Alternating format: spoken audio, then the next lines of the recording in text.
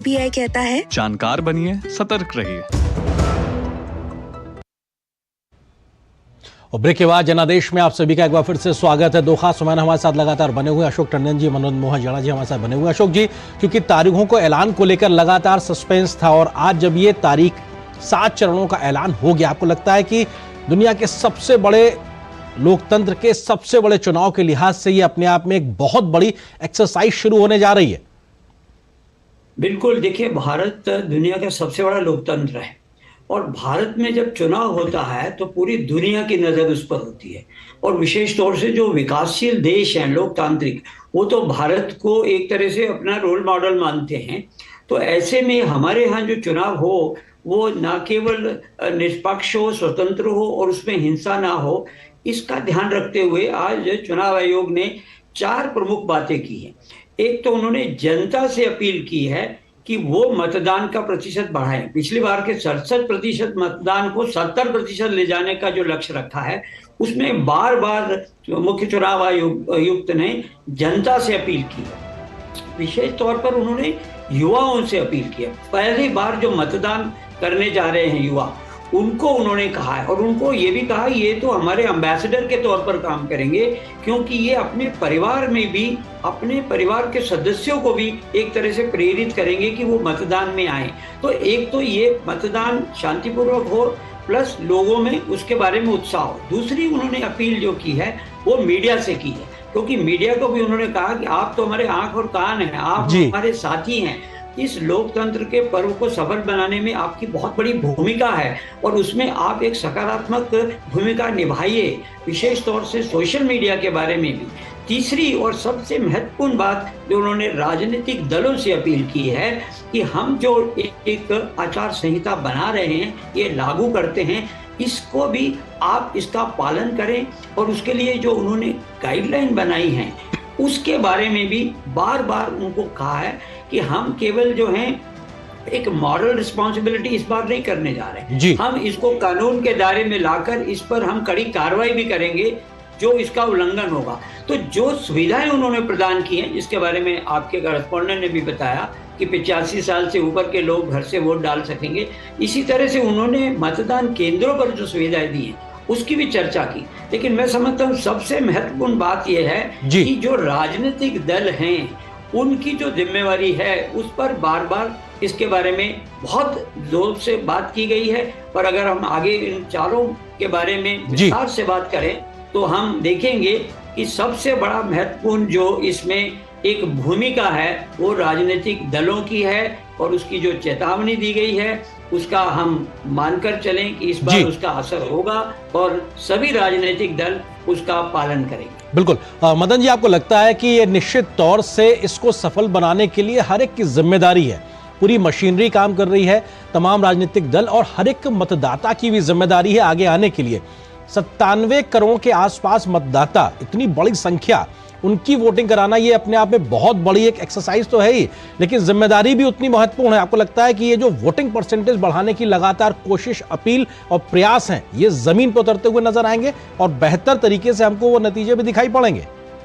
निश्चित रूप से ऐसा होगा, क्योंकि अगर हम देखें पिछले कुछ विधानसभा चुनावों में लगातार वोट का प्रतिशत बढ़ रहा है और ये 70, 72, 75% तक कई राज्यों में गया है। ये हमने विधानसभा चुनाव में ट्रेंड देखा है।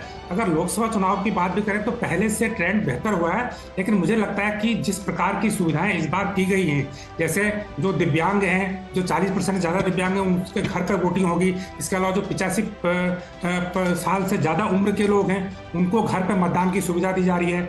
और जो बैलेट पेपर में जो सरकारी कर्मचारियों को सुविधा मिलती थी उसका दायरा भी इस बार कुछ और वर्गों तक बढ़ाया गया है, ताकि ज़्यादा से ज़्यादा लोग वोट कर सकें या जो लोग किसी काम में व्यस्त हैं उनको भी वोट करने का मौका मिले। ये व्यवस्था भी इस बार की गई है। इसका मकसद भी यही है कि ज़्यादा से ज़्यादा लोग इस चुनावी सफर में हिस्सेदारी कर सकें। दूसरा, जहाँ तक जिम्मेदारी की बात है तो निश्चित रूप से एक सरकार की जिम्मेदारी है, चुनाव आयोग की जिम्मेदारी है कि एक निष्पक्ष चुनाव कराए, एक हिंसा रहित चुनाव कराए, एक धन बल रहित चुनाव कराए। इसी प्रकार मतदाता की भी जिम्मेदारी है कि वो अपने वोट के अधिकार का पूरी तरह से इस्तेमाल करे। दूसरी बात इसमें ये आती है कि जैसे चुनाव आयोग ने आज भी घोषणा की है कि जो भी पार्टियां, राजनीतिक पार्टियां अपने उम्मीदवारों को उतारेंगी, उनका जो क्रिमिनल रिकॉर्ड है उसके बारे में वो सारी जानकारी उनको मीडिया में देनी होगी, 4 बार देना होगा, टीवी पर देना होगा, सोशल मीडिया में देना होगा। तो मतदाता की जिम्मेदारी जहां अच्छे वोट कर, जहां अपने मतदान का अधिकार करने की है, वहीं मैं चाहूंगा कि मतदाता ये भी देखे कि जिस उम्मीदवार को वोट दे रहा है उसका कैरेक्टर कैसा है, क्या उस पर कोई मुकदमा तो नहीं है, मुकदमा है तो किस प्रकार का है, क्या उसका पिछले 5 साल का परफॉर्मेंस कैसा रहा है। तो मुझे लगता है कि मतदाता अपना वोट भी दे और एक अच्छे उम्मीदवार को चुने, तो ये दोनों जिम्मेदारी मतदाता अपना निभाएगा। बिल्कुल, और शायद उसके लिए हर एक इंतजाम व्यवस्थाओं को जमीन पर उतारने की कोशिश की जा रही है। हमारे सहयोगी शैलेंद्र मिश्र इस वक्त बीजेपी हेडक्वार्टर से हमारे साथ में जुड़ रहे हैं और शैलेंद्र का भी हम रुख करेंगे। उससे पहले एक छोटे से ब्रेक के लिए रुकते हैं, बहुत जल्द हाजिर होंगे। शैलेंद्र से भी समझने की कोशिश करेंगे कि बीजेपी की क्या कुछ तैयारी है, उसके अलावा अन्य सहयोगियों के पास भी जाएंगे, मेहमानों से चर्चा जारी रहेगी। फिलहाल एक छोटे से ब्रेक के लिए रुकते हैं। मैं क्या जी, सब जानते हैं, जहां दिखे मारियो, अपना समझ के खा लियो। चुलबुलापन जिसकी हर बात में भूल जाए, मेरी जैसी मेरी अपनी पताका चाय, गजब का स्वाद। लाइफ में फाइनेंशियल आजादी के लिए एनपीएस जरूरी है। रिटायरमेंट में फाइनेंशियल आजादी रहे जारी, एनपीएस से आज ही करे तैयारी। एनपीएस जरूरी है। मौसम को अपने पैशन के बीच जो नहीं आने देते, मैं उनका फैन हूं। मेरी तरह एसबीआई भी आपका फैन है, इसलिए एसबीआई आपके लिए थोड़ी एक्स्ट्रा मेहनत करता है। तो excellent customer service, assistance to MSMEs और टेक्नोलॉजी ड्रिवन बैंकिंग सॉल्यूशंस। घर छोड़ दूं, एसबीआई बदल रहा है क्योंकि हम एक बदलते देश के फैन हैं। एसबीआई, देश का फैन। गोल्डी छोले मसाले, जहाँ जाए रिश्ते बनाए, जहाँ जाए रिश्ते बनाए, गोल्डी मसाले। और ब्रेक के बाद जनादेश 2024 में आप सभी का एक बार फिर से स्वागत है। हमारे साथ 2 खास मेहमान अशोक टंडन जी, मदन मोहन जैड़ा जी बने हुए। इसके अलावा हमारे सहयोगी शैलेंद्र मिश्र भी हमारे साथ में बीजेपी हेडक्वार्टर से जुड़ गए हैं। शैलेंद्र, बीजेपी की अगर बात की जाए तो ये बेहद महत्वपूर्ण है कि मोदी की गारंटी और मोदी का परिवार, ये लगातार और 10 वर्षों का यानी 1 दशक का काम, ये सबसे बड़ा एक तरीके से एजेंडा होगा जिसके माध्यम से बीजेपी आगे उतरेगी। क्या कुछ हलचल आज तारीखों के ऐलान के बाद? निश्चित तौर पर देखिए, इसके लिए एक वीडियो भी बीजेपी ने आज जारी किया, मोदी का परिवार, और जो 10 वर्षों की उपलब्धियां रही हैं उसको बहुत योजनाबद्ध तरीके से एक रणनीति के तहत हम देख रहे हैं कि भारतीय जनता पार्टी के न केवल शीर्ष नेता बल्कि बूथ स्तर के कार्यकर्ता घर घर तक पहुंचा रहे हैं, और ये पार्टी की एक व्यापक रणनीति का हिस्सा है। हम चुनाव प्रचार के लिहाज से देखें तो आज से जब चुनाव आचार संहिता लग गई है, हम देख रहे हैं कि बीजेपी के तमाम बड़े नेताओं के दौरे अलग अलग राज्यों में लग रहे हैं, उस पर भी पार्टी चर्चा कर रही है। लेकिन आप अगर बीजेपी की रणनीति के लिहाज से देखें तो उसको जमीन पर उतारने का काम काफ़ी पहले से हो गया था, और यही वजह है कि उम्मीदवारों की सूची जारी करने में बीजेपी आगे रही। जो 2 सूची आई 195 उम्मीदवारों की, फिर 72 उम्मीदवारों की, और तीसरी सूची भी 20 तारीख से पहले आ जाएगी, इस बात की बहुत संभावना है। आप तकरीबन देखें, जो एक गठबंधन का स्वरूप है, एनडीए में तमाम सहयोगियों को जोड़ने का जो स्वरूप है वो बहुत स्पष्ट हो चुका है। एक आध सहयोगी और जुड़ सकते हैं या फिर एक राज्य में भी औपचारिक तौर पर सीट बंटवारे का ऐलान बाकी है, लेकिन आप देखें कि पूरी रणनीति बीजेपी जमीन पर उतार चुकी है और उस पर अब आगे बढ़ने की तैयारी है। बस एक बैठक और होनी है। अगर आप केंद्रीय चुनाव समिति के लिहाज से देखें, वो 20 से पहले होगी संभवतः, और 20 तक आप देखेंगे कि तीसरी सूची भी आ जाएगी। तो एक तरह से तब पूरी स्थिति उम्मीदवारों के लिहाज से बीजेपी के जो बचे हुए उम्मीदवार हैं तकरीबन उस पर बीजेपी आगे बढ़ जाएगी। तो हम उस लिहाज से अगर देखें तो जो इंडी गठबंधन है उसके मुकाबले भारतीय जनता पार्टी काफी आगे दिखाई देती है, न केवल उम्मीदवारों के ऐलान के मामले में बल्कि अपने रणनीति को जमीन पर उतारने के मामले में भी। बिल्कुल। और शैलेंद्र, शुक्रिया हमारे साथ जुड़ने के लिए। आप लगातार बीजेपी और एनडीए की इस रणनीति पर नजर बनाए रखिए, आगे भी आपसे अपडेट्स लेते रहेंगे। लेकिन हमारे साथ दो खास मेहमान भी लगातार बने, आप दोनों से चर्चा करें। उससे पहले कुछ आंकड़ों पे और नजर डाल लेते, उसके बाद आपके साथ इस चर्चा को आगे बढ़ाएंगे कि आखिर आज जब चुनाव आयोग के माध्यम से प्रेस कॉन्फ्रेंस की गई तो क्या कुछ गारंटी निष्पक्ष चुनाव को लेकर दी गई, वो भी बहुत महत्वपूर्ण है। यादगार और निष्पक्ष चुनाव कराने की एक तरीके से विश्वास दिया है चुनाव आयोग ने। उन्होंने कहा कि मिस इन्फॉर्मेशन पर हम लगातार नजर रहेंगे कि आखिर किसी को दिग्भ्रमित ना किया जाए, किसी को मिसगाइड ना किया जाए। और बाहुबली पर रहेगी नजर, क्योंकि बाहुबल को लेकर बड़ा बातें आती हैं और भारत के चुनाव को लेकर कई प्रकार की पहले इतिहास में ऐसी खबरें रही हैं और किसी प्रकार की हिंसा ना हो, इसलिए भी इस पर चुनाव आयोग पूरी तरीके से निष्पक्ष गारंटी दे रहा है।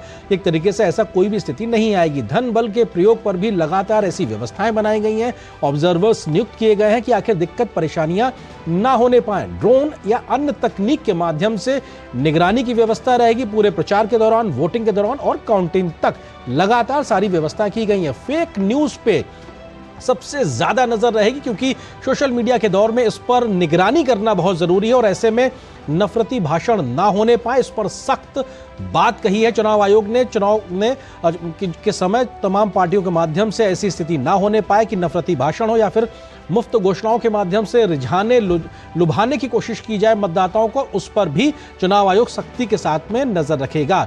हिंसा मुक्त चुनाव हो, एक तरीके से ये व्यवस्था निष्पक्षता के साथ में जमीन पर उतारेगा चुनाव आयोग।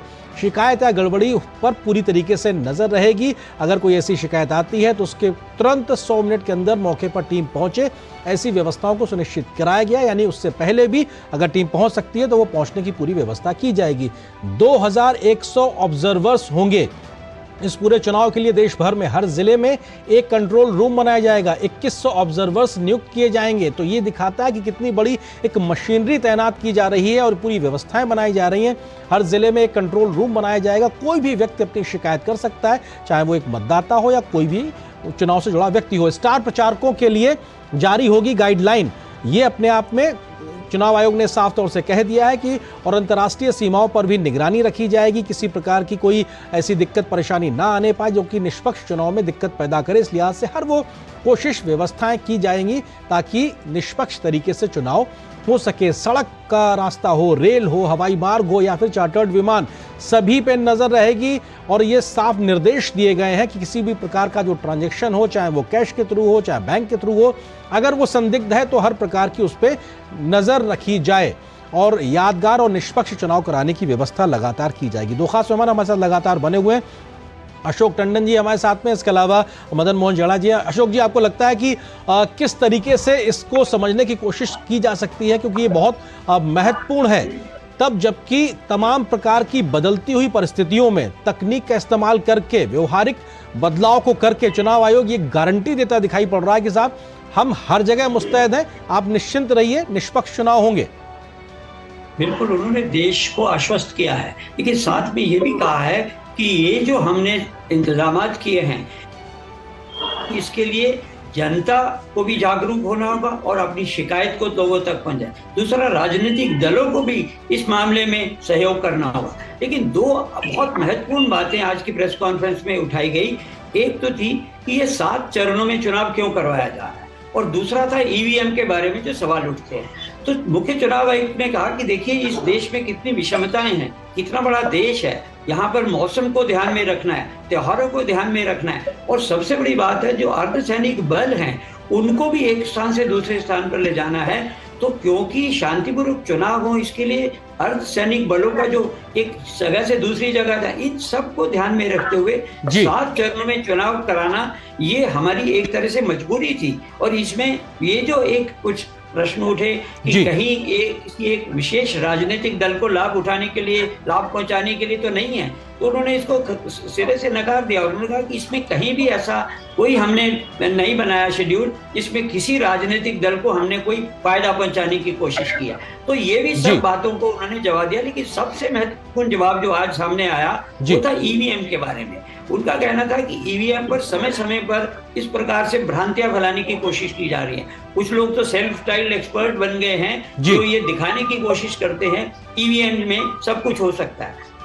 तो मुख्य चुनाव आयुक्त ने कहा कि 40 ऐसे मामले जो न्यायालयों में गए, उच्च न्यायालयों में गए, उच्चतम न्यायालय में गए, सब में इस बात को साबित कर दिया कि ईवीएम में कोई गड़बड़ की गुंजाइश नहीं है। और उन्होंने ये भी कहा राजनीतिक दलों से कि जो राजनीतिक दल इस मुद्दे को उठाते हैं, जब वो खुद सत्ता में आते हैं तब इस चीज को भूल जाते हैं। और ये अपने आप में बड़ा दिलचस्प है अशोक जी, क्योंकि किस प्रकार की स्थिति होती है। हमारे सहयोगी शिशिर शेलार भी हमारे साथ मुंबई से जुड़ गए हैं और महाराष्ट्र के लिहाज से अगर बात की जाए तो 48 लोकसभा सीटें हैं शिशिर वहां पे, लेकिन इस बार बहुत दिलचस्प होगा चुनाव। पिछली बार के लोकसभा चुनाव के मुकाबले तमाम गठबंधनों के जो सहयोगी हैं वो बदल गए हैं, नए नए सहयोगियों साथियों के साथ में चुनाव की गुंजाइश होने जा रही है। क्या कुछ रिएक्शन अभी मिल रहे हैं शिशिर? बिल्कुल, इस वक्त आपने जो कहा कि महाराष्ट्र की बात करें तो महाराष्ट्र में 48 सीटें 48 सीट्स है, जो कि दूसरा सबसे बड़ा राज्य होगा अगर लोकसभा चुनाव की सीटों के लिहाज से अगर देखा जाए, और इसलिए ये राज्य काफी महत्वपूर्ण है। लेकिन जो जानकार है यहाँ पर राजनीति के, वो ये कहते हैं कि इस वक्त महाराष्ट्र की स्थिति ऐसे है कि समझ में नहीं आ रहा सर कहाँ है और पैर कहाँ है। तो इसलिए इस वक्त अगर देखा जाए और आंकड़ों की बात अगर स्पेशली हम करें तो पिछले 2019 के मुकाबले इस वक्त अगर देखा जाए 2019 में जो तत्कालीन एनडीए का अलायंस थी, उन्होंने तकरीबन यहाँ पे 21 सीटें जीती थी और 23 सीटें जीती थी। वही अगर बात करें हम तत्कालीन यूपीए जो खेमा था, उसने तकरीबन 5 सीटें यहाँ पर जीती थी, 48 में से 1 सीट एमआईएम को गई थी। लेकिन इस बार अगर देखा जाए यहाँ पे काफी अलग तस्वीर दिखाई दे रही है। कौन सी पार्टी कहाँ पर, हालांकि इसका अगर हम बात करें तो ये चुनाव में सामने आ ही जाएगा। लेकिन दूसरी महत्वपूर्ण बात इसमें ये भी है, तकरीबन 5,30,00,000 मतदाताओं ने अपना चुनाव का अधिकार जो है पिछली बार ये किया था। और इस बार अगर देखा जाए चुनाव जो राज्य के चुनाव आयोग है उनकी प्रेस कॉन्फ्रेंस इस वक्त जारी है। राज्य में किस प्रकार से चुनाव किए जाएंगे उसके ऊपर जो है ये पूरी प्रेस कॉन्फ्रेंस कर रहे हैं। तकरीबन 5 अलग अलग चरणों में महाराष्ट्र में चुनाव होने वाले हैं और ऐसे में महाराष्ट्र का कुछ हिस्सा है जो कि नक्सल प्रभावित हिस्सा है और उसके लिए अगर देखा जाए तो खास प्रावधान चुनाव जो है इलेक्शन कमीशन ने किए गए हैं। और इसीलिए अलग अलग 5 चरणों में शुरुआत करते हैं तो विदर्भ से शुरुआत होती है। पहले सबसे पहली बात तो जो विदर्भ का इलाका, उसके बाद जो है पश्चिम विदर्भ का इलाका, फिर मराठवाड़ा का इलाका, फिर उत्तर महाराष्ट्र, फिर मध्य महाराष्ट्र और बाद में अगर देखा जाए कोंकण और मुंबई में जो है वो इलेक्शन होने वाले हैं। तो ये तकरीबन अमूमन ये पूरा 5 अलग अलग चुनाव का एक फेज रहेगा। हालांकि अब यहाँ पर सबसे महत्वपूर्ण बात यह है कि किस प्रकार से चुनावी प्रत्याशी मैदान में उतारे जाएंगे। अब तक अगर देखा जाए बीजेपी ने अपने चुनावी प्रत्याशी जो 20 है वो घोषित किया है, लेकिन अगर बात करें एमवीए की महाविकास आघाड़ी की तरफ से हालांकि अब तक कोई स्पष्टता नहीं आई कौन प्रत्याशी कहाँ पर उतरेगा। तो ये सबसे महत्वपूर्ण बात होगी। दूसरी महत्वपूर्ण बात होगी कि अलग अलग जगह पर जी बिल्कुल। और आप जो बात कह रहे हैं शिशिर बहुत महत्वपूर्ण है, क्योंकि महाविकास आघाड़ी में स्थिति स्पष्ट हो इसको लेकर भी संशय है, कौन कहां से होगा इसको लेकर भी बयानबाजियां हैं। लेकिन ये बहुत दिलचस्प होगा इस बार महाराष्ट्र की 48 लोकसभा सीटों पर क्षेत्रीय छत्रपों की और परिवारों में क्या स्थिति होती है। शुक्रिया शिशिर, हमारे साथ महाराष्ट्र की सियासत को समझाने के लिए बहुत बहुत शुक्रिया आपका। और 2 खास मेहमान हमारे साथ लगातार बने हुए हैं, लेकिन हम एक रिपोर्ट और देखते हैं क्योंकि लोकसभा चुनाव की तारीखों के ऐलान के बाद में तमाम रिएक्शंस भी आए हैं। क्या कुछ वो रिएक्शंस हैं उसके बारे में इस रिपोर्ट को देखते हैं, फिर हम एक चर्चा को आगे बढ़ाएंगे।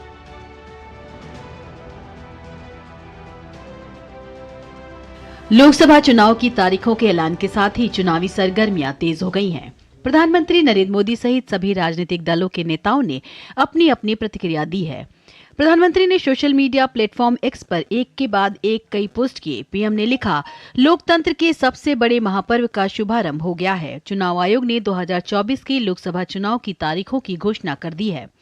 बीजेपी एनडीए इन चुनाव में उतरने के लिए पूरी तरह से तैयार है। सुशासन और जनसेवा के अपने ट्रैक रिकॉर्ड के आधार पर हम जनता जनार्दन के बीच जाएंगे। मुझे पूरा विश्वास है कि 140 करोड़ परिवारजनों और 96 करोड़ से अधिक मतदाताओं का भरपूर स्नेह और आशीर्वाद हमें लगातार तीसरी बार मिलेगा। भाजपा के राष्ट्रीय अध्यक्ष जेपी नड्डा ने लोकसभा चुनाव की घोषणा का स्वागत करते हुए सोशल मीडिया प्लेटफॉर्म एक्स पर लिखा, मैं चुनाव आयोग द्वारा लोकसभा चुनाव 2024 की घोषणा का स्वागत करता हूं।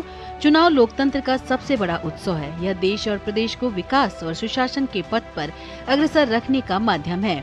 मैं समग्र राष्ट्र की जनता से रिकॉर्ड संख्या में मतदान करने और दुनिया के सबसे बड़े लोकतंत्र की नींव को और मजबूती देने का आह्वान करता हूँ। आदरणीय प्रधानमंत्री श्री नरेंद्र मोदी जी के नेतृत्व में भाजपा भारी बहुमत से सरकार बनाएगी और आगामी 5 वर्षों के लिए जन आकांक्षाओं को पूरा करने के लिए कटिबद्ध भाव से काम करेगी। देश के सभी राजनीतिक दलों ने लोकसभा चुनाव की घोषणा पर प्रतिक्रिया देते हुए कहा कि वे चुनाव के लिए पूरी तरह तैयार हैं। He could have completed within 3 or 4 this thing, so it was easy for people also to get their businesses completed, the infrastructure, everything.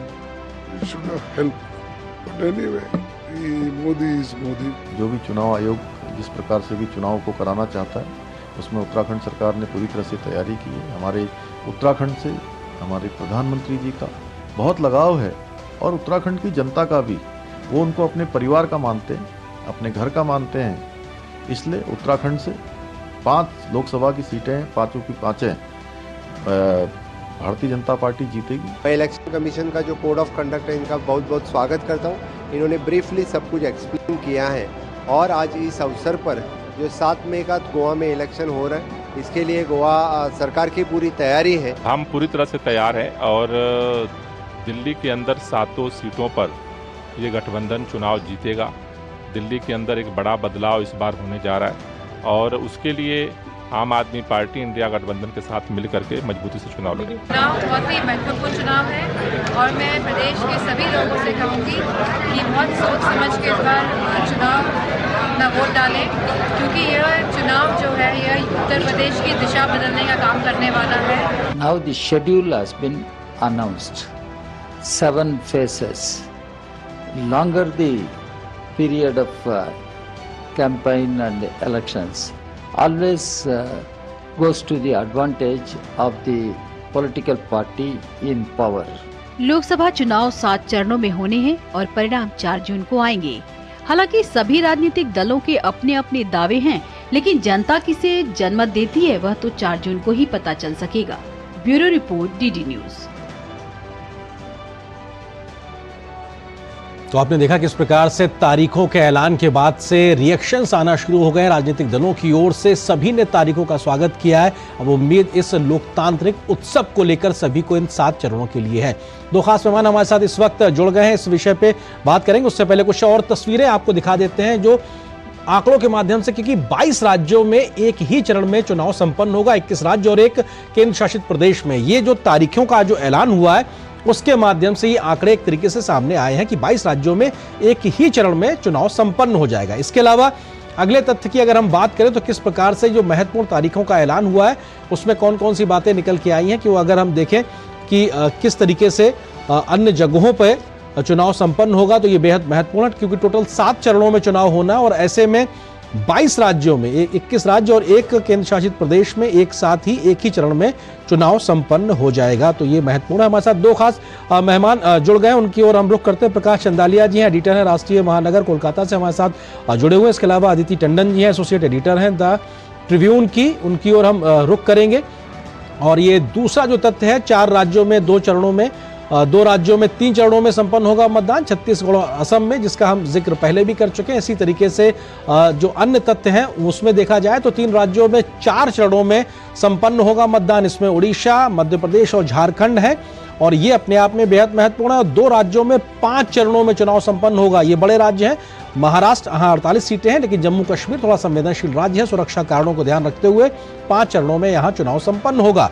इसके अलावा 3 राज्यों में 7 चरणों में मतदान संपन्न होगा और ये राजनीतिक रूप से भी बहुत महत्वपूर्ण है, उत्तर प्रदेश, बिहार और पश्चिम बंगाल, और ये बड़े राज्य भी हैं और ऐसे में इन राज्यों पे सबकी नजर रहेगी। 2 खास मेहमान प्रकाश चंदालिया जी और अदिति टंडन जी हमारे साथ में जुड़ गए हैं, उनकी ओर हम रुख करते हैं। आप दोनों का बहुत बहुत स्वागत है। प्रकाश चंदालिया जी, क्योंकि अगर पश्चिम बंगाल के लिहाज से बात की जाए तो ये बहुत महत्वपूर्ण हो जाता है। वहां की सियासत या कहा जाए वहां के चुनाव पे बहुत ज्यादा नजर 2019 में भी थी, लेकिन उससे ज्यादा सबकी नजरें वहीं टिकी दिखाई पड़ रही है इस बार। क्या कुछ बदलाव आज के इस चुनाव की तारीखों के ऐलान के बाद? जी, देश में अगर बड़े राज्यों की बात करें तो पश्चिम बंगाल सीटों के लिहाज से तीसरा सबसे बड़ा राज्य है, जहां 42 लोकसभा सीटें हैं। और पुराना इतिहास अगर उठाकर देखें तो वामपंथियों का शासन रहा, उसके बाद एक तरफा तृणमूल का शासन चलता रहा। लेकिन पिछले लोकसभा चुनाव में भारतीय जनता पार्टी का जबरदस्त उत्थान हुआ और भारतीय जनता पार्टी यहाँ पर 40.6% वोट लेकर 18 सीटों पर उसने विजय प्राप्त की और तृणमूल ने 43.7% वोट लेकर 22 सीटें प्राप्त की। लेकिन इसलिए सत्ता में होने के बावजूद, राज्य की सत्ता में होने के बावजूद तृणमूल सरकार की केंद्र से जो बराबर टक्कर है, और बल्कि मैं तो ये कहना चाहूंगा कि 2021 के विधानसभा चुनाव के बाद जिस प्रकार इस सरकार के भ्रष्टाचार को उजागर किया गया है, इनके मंत्री जेल में हैं, इनके विधायक जेल में हैं, इनके सांसदों ने जेलें खटी हैं और इतने सारे भ्रष्टाचार के केस हैं कि हाई कोर्ट में अगर जाएं तो सिर्फ आपको राज्य सरकार के खिलाफ दिखाई पड़ेंगे। केंद्रीय एजेंसियों का विरोध करना, केंद्र से बराबर टक्कर लेना, कट मनी की बात, कोयला घोटाला, गौ तस्करी, मिड डे घोटाला, राशन घोटाला से इतने सारे प्रसंगों के कारण इस सरकार की, ममता सरकार की जो लोकप्रियता पिछले चुनाव में थी वो संभवतः इस बार उसको चोट लगेगी। और भारतीय जनता पार्टी ने 35 सीटों का पहले लक्ष्य रखा। अमित शाह जी ने यहाँ पर कहा 35 सीटें हमें चाहिए और उसके बाद नरेंद्र मोदी जी प्रधानमंत्री की जब जनसभा होती है बारासात में, तब वो पूरे 42 सीटों पर जोर लगा देते हैं। संगठन के लिहाज से अगर बात करें तो मुख्य मुकाबला इस लोकसभा चुनाव में मुझे भारतीय जनता पार्टी और तृणमूल में ही नजर आता है। बिल्कुल, उसकी तस्वीरें जमीन पे कहीं दिखाई भी पड़ती हैं। प्रकाश जी, निश्चित तौर से अदिति जी हमारे साथ जुड़ी हैं। अदिति जी, किस तरह से आप देखती हैं, क्योंकि अगर चुनाव आयोग की प्रेस कॉन्फ्रेंस की भी बात की जाए तो महिला वोटर्स का नंबर भी अलग से आता है और कई राज्यों में हमने देखा है कि महिलाओं का वोटिंग प्रतिशत ज्यादा होता है। चुनाव आयोग भी लगातार कोशिश कर रहा है। आपको लगता है कि इस लिहाज से भी ये चुनाव बहुत महत्वपूर्ण होगा, महिला वोटर्स के बढ़े हुए प्रतिशत को लिहाज से और महिला वोटर्स के मुद्दों और मसलों के लिहाज से? बिल्कुल, आई एग्री करती हूँ आपसे। इनफैक्ट जो महिला वोटर्स का प्रतिशत है वो हर इलेक्शन में बढ़ रहा है और आज का जो डेटा आया है आप उसको एनालाइज करें तो जो जेंडर रेशो है, मतलब महिलाओं के बनस्पत पुरुषों की संख्या क्या है वोटर्स की, तो वो बढ़ी है। पिछले चुनाव में 2019 में 928 का रेशो था, 928 महिलाएं 1000 मेल वोटर्स के पीछे थी और आज ये बढ़ के 948 हो गया है। और ये भी बोला है कि आज चुनाव आयोग ने कि 12 जो स्टेट्स हैं वहाँ तो 1000 से ज़्यादा जेंडर रेशो है, जिसका मतलब है कि महिला वोट ज़्यादा है पुरुष वोट से। और हम देख रहे हैं कि जो प्रधानमंत्री का क्लियर एक मैसेज है महिला वोटर्स के लिए, महिलाओं को किसानों और यूथ के साथ उन्होंने रखा है। जो 4 इम्पॉर्टेंट जातियां हैं उन्होंने कहा है, कास्ट हैं जिसमें यूथ है, फार्मर्स हैं, पुअर हैं और महिलाएं हैं। तो जैसा कि आपने कहा, बिल्कुल सही कहा कि महिलाओं पर बहुत बड़ा फोकस है और जो संदेश खाली का मुद्दा है पश्चिम बंगाल में, उसकी रेजोनेंस तो नेचुरली बहुत बढ़ चढ़कर नज़र आ रही है। यहाँ तक कि जो तृणमूल कांग्रेस की सरकार है वो बैकफुट पे नज़र आई, क्योंकि जितना भी मामला कोर्ट में गया सरकार को ही मुँह की खानी पड़ी हर मामले में। और इनफैक्ट शाहजहां शेख को गिरफ्तार करना पड़ा, जबकि सरकार बहुत देर ये क्लेम करती रही कि कोर्ट के ऑर्डर्स के तहत, क्योंकि स्टे लगा हुआ था, जो कि एक्चुअली एक टेक्निकल रीज़न था, स्टे को वेकेट भी करवाया जा सकता था। प्रदेश सरकार के पास बहुत सी पावर्स होती हैं। लेकिन आपने सही कहा कि महिलाओं के मुद्दे पर ये चुनाव बहुत इम्पॉर्टेंट रहेगा। आज भी जैसे प्रधानमंत्री का एक पत्र सामने आया है जो कि उन्होंने बेनिफिशरीज को लिखा है, इलेक्शन अनाउंसमेंट के कुछ समय पहले ही सामने आया, जिसमें भी महिलाओं का बहुत जिक्र है। इनफैक्ट ड्रोन दीदीज अभी बहुत बड़ा प्रोग्राम प्रधानमंत्री ने किया, जिसमें पूरे देश में कम से कम 1000 ऐसी महिलाएं जुड़ी जिन्होंने ड्रोन्स उड़ाए। तो एक तरीके से महिलाओं का जो वोट है वो ट्रेडिशनली अगर पीछे एनालिसिस किया जाए आम चुनावों का, तो भारतीय जनता पार्टी को फेवर करता हुआ नजर आता है। शायद उसी परिपाटी पे बीजेपी की रणनीति और कैंपेन भी दिखाई पड़ेगा। आप दोनों मेहमान हमारे साथ बने रहिए। हमारे सहयोगी विकास सिंह इस वक्त लखनऊ से हमारे साथ जुड़ गए हैं। विकास, सबसे बड़ा राज्य सियासी तौर पे 80 सीटों वाला, ये अपने आप में बहुत दम रखता है, क्योंकि कहते हैं कि यूपी से निकलता है दिल्ली तक का रास्ता। तारीखों के ऐलान के बाद में सियासी हलचल किस प्रकार की इस वक्त? जी बिल्कुल आरेंद्र, उत्तर प्रदेश से ही दिल्ली का रास्ता निकलता है। 80 सीटें सबसे ज्यादा लोकसभा क्षेत्र की यहीं पे हैं, तो यहाँ पर राजनीतिक सरगर्मी काफी ज्यादा बढ़ गई है। अभी चुनाव आयोग में यहाँ पे लखनऊ में राजनीतिक दलों की कुछ बैठक चल रही थी, उसके बाद उन्होंने तमाम सारी क्या कुछ प्रबंध किए जाएंगे उत्तर प्रदेश में, उसके विस्तार से जानकारी दी। निश्चित रूप से उत्तर प्रदेश में 15 करोड़ 34 लाख वोटर हैं, जिनमें 8 लाख से ज्यादा पुरुष और 7 लाख से ज्यादा महिलाएं हैं, और इसके प्रबंधन के लिए लगभग 92,000 से ज्यादा मतदान केंद्र बनाए गए हैं। तो उन पे लगभग 82,000 से ज्यादा जगहों पर वेबकास्टिंग की जाएगी यहाँ पर, और क्रिटिकल बूथ चिन्हित कर लिए हैं, वहाँ पर अलग से वीडियो रिकॉर्डिंग कराई जाएगी, लगातार वेबकास्टिंग के द्वारा नजर रखी जाएगी, और पैरा मिलिट्री फोर्स वहाँ पर अतिरिक्त लगाई जाएगी। ये सारे तमाम व्यवस्थाएं की गई हैं। खासतौर से युवा बूथ बनाए गए हैं, महिला बूथ बनाए गए हैं, दिव्यांग जन बूथ बनाए गए हैं। तमाम सारी व्यवस्थाएं लोगों को आकर्षित करने के लिए की गई हैं। और 80 लोकसभा सीटों की जब बात करते हैं तो हम तैयारियों की भी बात करते हैं। तैयारियों में हम देखते हैं कहीं न कहीं उत्तर प्रदेश में भारतीय जनता पार्टी का हमेशा से अपर हैंड रहा है। पहले चरण से लेकर 7वें चरण तक हमने देखा 19 में भारतीय जनता पार्टी का लगातार दबदबा बना रहा। 64 सीटों पर उसने जीत दर्ज की थी। उसके बाद बाई इलेक्शन में 2 सीटें और जीती थी। लगभग 14 सीटों पर भारतीय जनता पार्टी का लक्ष्य, जिन सीटों पर जीत नहीं पाई थी उन पर अतिरिक्त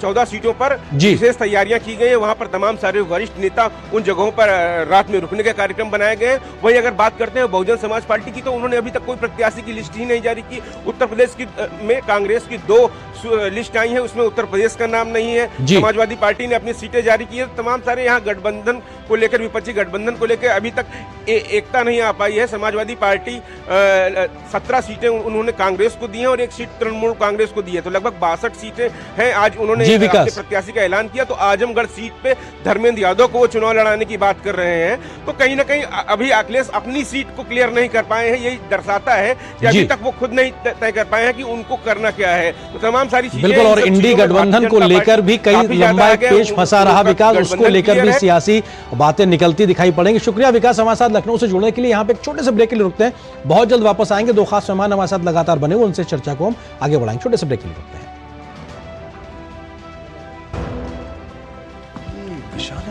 इसका सब प्रॉपर चलता है। कल उसके बैंक अकाउंट में 15,000 रुपए का फ्रॉड हुआ है, पता है? इसको तो कोई टेंशन ही नहीं होती है, देखना। टेंशन क्यों? मेरी कोई गलती नहीं थी। फिर भी फ्रॉड होने पर मैंने तुरंत बैंक को इन्फॉर्म कर दिया। आरबीआई कहता है अगर आपके अकाउंट से किसी ने धोखे से पैसे निकाले हैं तो बैंक को जल्द से जल्द इन्फॉर्म कीजिए। 3 दिन के अंदर इन्फॉर्म किया तो कोई नुकसान नहीं होगा। जितना लेट करोगे उतना ज्यादा नुकसान। और सुन, सब चलता नहीं है, प्रॉपर चलाना पड़ता है। आरबीआई कहता है जानकार बनिए, सतर्क रहिए। गोल्डी छोले मसाले, जहाँ जाए रिश्ते बनाए, जहाँ जाए रिश्ते बनाए, गोल्डी मसाले। चुलबुला बनूं जिसकी हर बात में भूल जाए। मेरी जैसी मेरी अपनी पताका। पताका चाय, गजब का स्वाद। और ब्रेक के बाद आप सभी का स्वागत है हमारे इस खास कार्यक्रम जनादेश में। और लगातार हम बात कर रहे हैं आज लोकसभा चुनाव की तारीखों के ऐलान के बाद से किस तरीके से देश भर से रिएक्शंस आ रहे हैं और चुनावी सरगर्मियां तेज गति से बढ़ती जा रही हैं। प्रकाश चंदालिया जी, इसके अलावा अदिति टंडन जी हमारे साथ 2 खास मेहमान लगातार बने हुए हैं और हमारी संवाददाता शिमला से हमारे साथ में जुड़ गई हैं। हम उनका भी रुख करेंगे। हेमा है हमारे साथ में। हेमा, मैं आपके पास आऊँ उससे पहले एक क्वेश्चन जो है अपने मेहमानों से ले लेता हूँ। प्रकाश जी, क्योंकि तमाम वर्गों के लिहाज से जब बात की जाती है तो एक नया वर्ग भी लाभार्थी वर्ग के तौर पे तैयार हुआ है और उसको लेकर भी बहुत बड़ी बातें होती हैं। आपको लगता है कि ये भी इस बार के चुनाव के लिहाज से बेहद महत्वपूर्ण होने जा रहा है? निश्चित रूप से लाभार्थियों के लिए, गरीबों के लिए केंद्र सरकार, राज्य सरकार, सभी प्रदेशों की सरकारें बहुत सारी योजनाएं चलाती हैं। लेकिन इस मामले में मैं बंगाल का दुर्भाग्य कहूंगा कि केंद्र की बहुत सारी ऐसी योजनाएं रही जिसका लाभ पश्चिम बंगाल की जनता को इस राज्य सरकार की वजह से नहीं मिल पाया। केंद्र की कई योजनाएं जब आती हैं उसको रोक दिया जाता है, उसका विरोध किया जाता है। देखिए, इस बात को कोई अस्वीकार नहीं करेगा कि ममता बनर्जी एक बहुत ही मजहबी राजनीतिज्ञ हैं, बहुत पुरानी राजनीतिज्ञ, लड़ाकू नेत्री रही हैं, उन्हें अग्नि कन्या तक कहा जाता रहा है। लेकिन जब से उनका ये 3रा टर्म शुरू हुआ है उसमें जिस लेवल का भ्रष्टाचार फैला है, और अभी अदिति जी ने जिस बात को उठाया संदेश खाली में, महिलाओं के साथ जितने बड़े पैमाने पर अत्याचार की घटनाएं सामने आई, आर्तनाद पूरे देश भर में गूंजा। लेकिन वहां की सांसद नुसरत जहां जो है तृणमूल पार्टी की, वो उस इलाके में नहीं जाती हैं। ममता बनर्जी मुख्यमंत्री होते हुए, महिला होते हुए भी वे भी उस इलाके में नहीं जाती हैं, बल्कि जाने वाले लोगों को रोक दिया जाता है, उनका विरोध करती हैं। लाभार्थियों तक जो योजनाएं पहुंचनी चाहिए थी, चाहे स्वास्थ्य की हो, चिकित्सा की हो, मकान की हो, शौचालय की हो, केंद्र की बहुत सारी योजनाएं हैं जो बगैर किसी धर्म, जात, पंथ को देखे हुए हर देश के गरीब से गरीब नागरिकों तक पहुंच रही हैं। दूसरे उनका भी एक सियासीकरण कहीं ना कहीं योजनाओं का भी देखने को मिला। हेमा हमारी सहयोगी शिमला से मौजूद है। हेमा, भले ही संख्या हिमाचल के चुनाव जो नंबर से सीट के वो भले ही कम हो, लेकिन राज्य बहुत महत्वपूर्ण है अगर अंकगणित के लिहाज से देखा जाए। और अभी हमने देखा कि विधानसभा के चुनाव या उसके अंकगणित को लेकर किस प्रकार की बड़ी हलचल रही है। लोकसभा की तारीखों के ऐलान के बाद में किस प्रकार का एक माहौल इस वक्त हिमाचल में? जी बिल्कुल, हिमाचल प्रदेश में लोकसभा की 4 सीटें हैं, जिनमें से अभी जो है सिर्फ कुछ नाम जो है सामने आए हैं उम्मीदवारों के तौर पर। भाजपा की अगर हम बात करें तो भाजपा ने 2 सीटों पर अपने जो उम्मीदवार हैं वो तय कर लिए हैं। एक हमीरपुर संसदीय सीट की अगर हम बात करें तो वहां से अनुराग ठाकुर को 5वीं बार जो है टिकट दिया गया है, तो वहीं शिमला से जो सुरेश कश्यप है उन्हें दूसरी बार टिकट दिया गया है। इसके अलावा जो 2 सीटें हैं मंडी और कांगड़ा की, वो अभी हॉट सीट बनी हुई हैं, क्योंकि वहां पर अभी जो मंथन है चल रहा है नाम को लेकर के। इसके अलावा आप बात करें अगर कांग्रेस की, तो कांग्रेस की तरफ से अभी कोई भी जो सूची है वो जारी नहीं की गई है, और इसको लेकर के लगातार जो है पार्टियों का जो बैठकों का दौर है वो जारी है।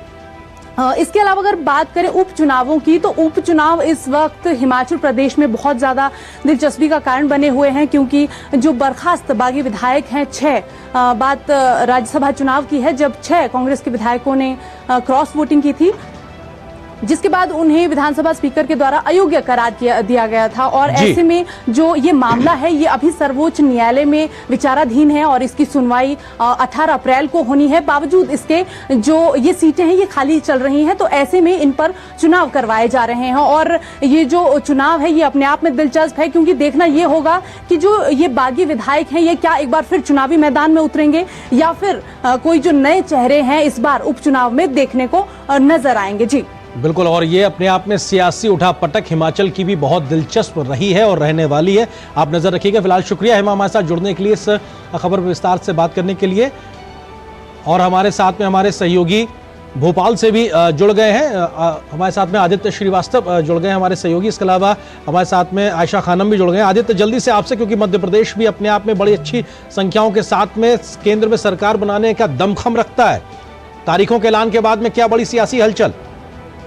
नरेंद्र, 29 सीटें हैं मध्य प्रदेश में। लोकसभा की अगर देखें तो 2014 के चुनाव में 27 सीटें भारतीय जनता पार्टी को गई थी और 2019 के चुनाव में 28 सीटें, यानी कि कांग्रेस को 1 सीट से संतोष होना पड़ा था पिछले चुनाव में। और मध्य प्रदेश में 5,64,00,000 मतदाता हैं, यानी कि कुल आबादी के 64% मतदाता हैं मध्य प्रदेश में। और जागरूकता की अगर बात करें तो आनंद, पिछले 4 चुनाव में अगर देखें तो 2004 का चुनाव अगर देखें तो 48% मतदान होता है, 2009 के चुनाव में वो 51% हो जाता है, फिर 61% होता है, और पिछले चुनाव तक आते आते 71% हो जाता है। तो मतदाता भी जागरूक है ये कहा जा सकता है। लेकिन राजनीतिक तौर पर अगर इसको समझा जाए तो पिछले 4 चुनावों से मध्य प्रदेश बीजेपी का गढ़ एक तरीके से आप कह सकते हैं।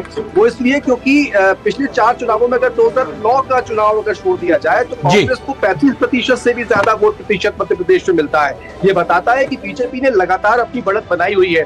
और अभी भी अगर देखें कैंडिडेट्स के अनाउंसमेंट की भी, तो 29 उम्मीदवार भारतीय जनता पार्टी ने घोषित तो कर ही दिए हैं, लेकिन कांग्रेस अभी भी पिछड़ी हुई है। 10 सीटों पर ही कांग्रेस अपने उम्मीदवार घोषित कर पाई है। अभी कांग्रेस का पिक्चर एकदम क्लियर नहीं हुई है, लेकिन बीजेपी फुल फ्लैश अगर देखें तो चुनावी मोड में अब और हाल फिलहाल में विधानसभा चुनाव का एक जो बढ़त है वो भी कहीं ना कहीं दिखाई पड़ेगी। आयशा खाना हमारे साथ मौजूद है। आयशा, क्योंकि इस बार दक्षिण के राज्यों से एक बदली हुई सियासत के बारे में लगातार चर्चाएं हो रही हैं कि इस बार एक नए प्रकार का एक वर्डिक्ट देखने को मिल सकता है। आपकी मौजूदगी कर्नाटक में है, अगर तमिलनाडु तक के विस्तार की बात की जाए, आपको लगता है कि क्या कुछ नया इस बार की सियासत में 2024 के रण में? जी हाँ, बिल्कुल। देखिए, कर्नाटक की बात अगर हम करें तो कर्नाटक में भले ही यहाँ पर कांग्रेस की सरकार हो, लेकिन लोगों का ये मानना है कि कर्नाटक के लोग हमेशा से, जब राज्य के चुनाव होते हैं, विधानसभा के चुनाव होते हैं तो अलग तरह की वोटिंग करते हैं, और लोकसभा चुनाव होते हैं तो वोटिंग अलग मुद्दों पर होती है।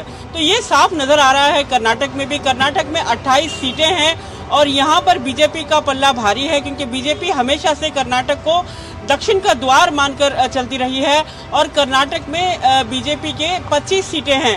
तो ऐसे में बीजेपी कोशिश यही कर रही है कि अब 28 की 28 सीटें कर्नाटक में जीत लें।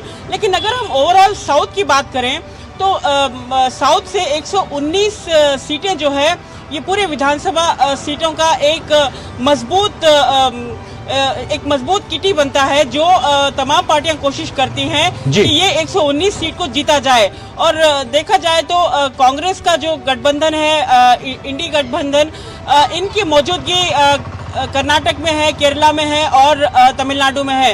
लेकिन जिस तरह से पिछले कुछ दिनों से प्रधानमंत्री नरेंद्र मोदी साउथ पुश यानी साउथ में दक्षिण भारत में लगातार धुआंधार प्रचार कर रहे हैं और लगातार यहाँ पर जो विकास की धारा वो लेकर आते रहे हैं, उससे देखकर यही साफ नजर आता है कि दक्षिण में इस बार जो रुख है, जो हवा का रुख है वो बदलेगा और परंपरागत राजनीति से हटके लोग चाहते हैं आयशा इस बार परंपरागत राजनीति से हटके इस बार कुछ देखने को मिल सकता है, क्योंकि वक्त फिलहाल अनुमति नहीं दे रहा। बहुत शुक्रिया आदित्य आपका भी, आयशा आपका भी हमारे साथ जुड़ने के लिए। तो निश्चित तौर से आप दोनों का शुक्रिया। इसके अलावा हमारे साथ अदिति टंडन जी बनी हुई थी और प्रकाश चंदलिया जी हमारे साथ थे, उन दोनों मेहमानों का भी शुक्रिया। तो जनादेश के आज के संग में इतना ही, लेकिन जनादेश के माध्यम से हम लगातार 4 जून तक, जब तक लोकसभा चुनाव के नतीजे नहीं आते, हम लगातार आप तक आते रहेंगे और हर चुनावी खबर से आपको रूबरू कराते रहेंगे और हर बात के बारे में अपडेट देते रहेंगे। तो इस जनादेश के खास कार्यक्रम के माध्यम से हर चुनावी हलचल को जानने के लिए आप हर दिन डीडी न्यूज का रुख कीजिए, आप तक को हम अपडेट करते रहेंगे। फिलहाल आज के